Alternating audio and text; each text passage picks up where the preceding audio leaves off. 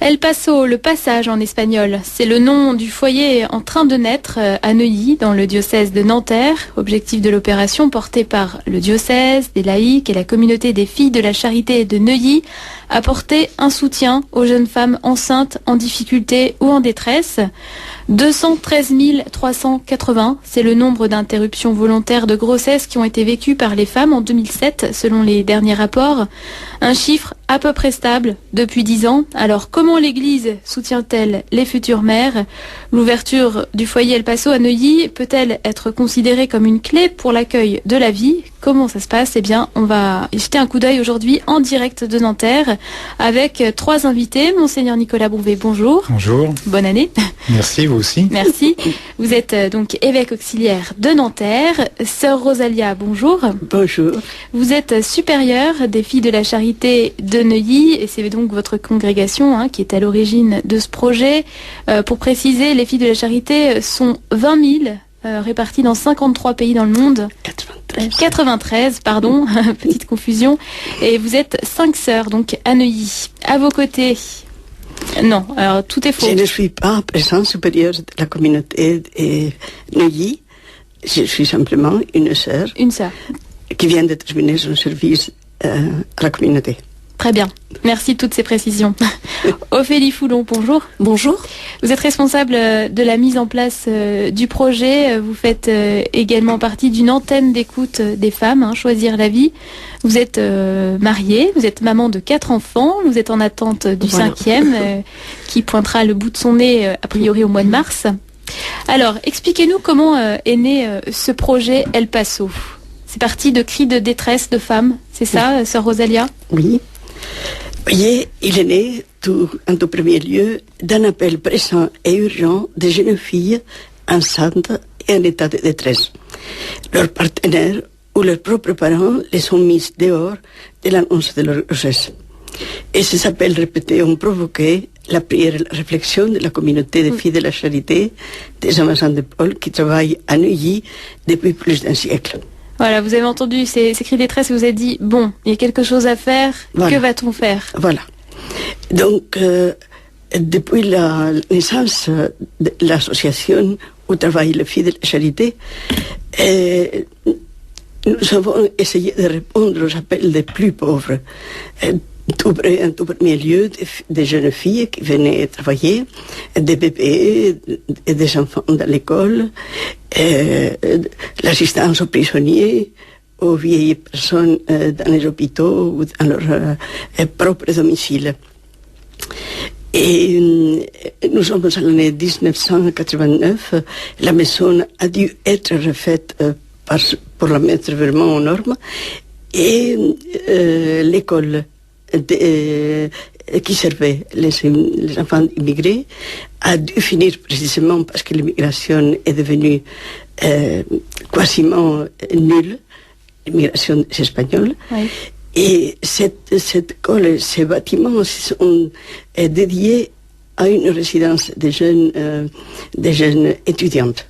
Voilà. D'accord. Alors, à l'arrivée des appels de ces jeunes, on a quand même réfléchi, est-ce que les étudiants, tout en étant un service utile et nécessaire, ça correspond exactement à notre propre charisme de service des plus pauvres, est-ce que ces jeunes qui frappent à notre porte ne sont pour nous un signe du Seigneur, nous disant, cherchez plus loin?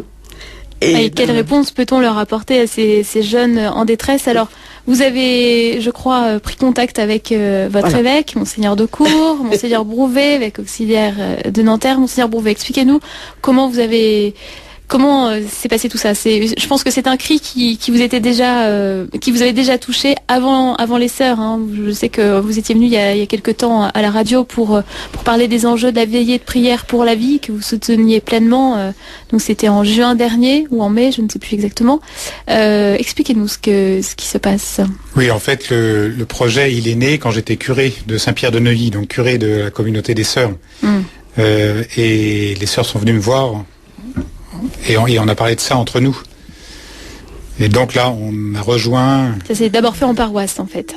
D'abord, oui, en paroisse. Et moi, j'étais curé, j'ai j'ai écrit à Monseigneur de Cour en lui disant qu'est-ce que vous en pensez, et puis la sœur a écrit à sa supérieure en Espagne en disant qu'est-ce que vous en pensez, et votre supérieure, ma sœur, a dit oui tout de suite, immédiatement. Et l'évêque, Monseigneur de Cour, a dit oui tout de suite, et on est parti là-dessus.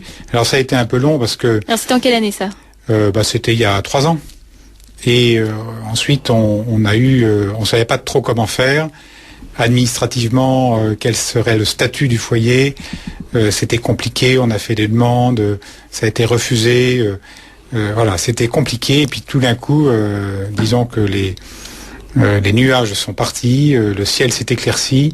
Et on a pu se dire, bon, on ouvre au printemps 2010. Entre-temps, je suis devenu évêque, mais j'ai continué à suivre ce projet de près. Alors, à partir de là, donc vous lancez les choses et des personnes vous rejoignent. Ophélie Foulon, vous faites partie de ces personnes. Alors, comment avez-vous entendu parler de ce projet et pourquoi vous êtes-vous mobilisée dans ce projet? Donc moi j'ai choisi de me mobiliser dans ce projet parce que en tant que maman, enfin par mes maternités, je suis quand même sensibilisée à ce domaine. Je sais que c'est quelque chose de très beau, mais en même temps c'est quelque chose qui nous dépasse.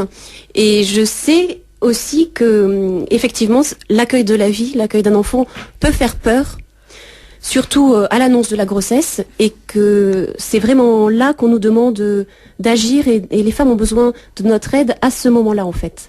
Et comment vous dites que vous savez que ça peut être difficile, vous l'avez également vécu, hein, le fait de pas forcément accueillir comme ça d'emblée le bébé, se dire ah chouette, je suis enceinte. Mais c'est-à-dire que toute annonce de grossesse quand même provoque une joie, ça c'est sûr, mais aussi un certain trouble, parce que on est quand même on est ramené à certaines inquiétudes, certains doutes, mais je vois ça aussi parmi mon entourage, et même quand l'entourage familial est très solide. Donc ça, c'est vraiment décuplé quand en plus la situation familiale ou sociale est fragilisée. C'est pour ça que c'est vraiment important de pouvoir être à ce moment-là dans une position d'aide auprès des femmes qui... et d'écoute. Voilà, et d'écoute, exactement. Tout à fait. Et donc on s'est rendu compte très vite que dans le 92, en fait, il n'y avait aucune aide qui était proposée pour ces jeunes femmes en début de grossesse, puisque voilà, la plupart des centres qui existent accueillent les femmes enceintes, mais en fin de grossesse. Donc nous, ce foyer vraiment répond à un besoin, à un manque. Hein. Au départ, c'est ce que les autorités civiles vous ont dit. Hein. Il me semble que voilà, on vous a dit ah mais non, il y a déjà tout ce qu'il faut. Voilà, on s'occupe des femmes enceintes, sauf que voilà, pendant les 7 premiers mois, débrouillez-vous. C'est un peu ça, hein, ma sœur. Si, ça tout à fait. Lors de la première négative des autorités civiles, nous sommes allés visiter les directeurs ou directrices de ces structures soi-disant existantes pour les femmes enceintes. Effectivement, on a trouvé qu'ils n'accueillaient qu'après les 7 mois de gestation. Et j'ai demandé... C'est pas forcément le moment où on a le plus besoin d'aide, c'est ça? Qu'est-ce que fait-on avec des jeunes qui sont dans les premières angoisses? Les assistantes sociales vont s'en débrouiller. Mais en fait, celles qui nous sont arrivées chez nous, il n'y avait vraiment aucune proposition, aucune. Et même les assistantes sociales étaient un petit peu débordées parce qu'il n'existe pas une structure pour elles, précisément. Alors donc, concrètement, vous avez lancé le projet. Monseigneur Brouvet, expliquez-nous aujourd'hui où il en est. Donc voilà, ça y est, des femmes sont accueillies déjà au sein du foyer. Expliquez-nous ce qui s'est concrétisé, comment vous avez pu passer de l'idée du projet à ce qui se vit aujourd'hui.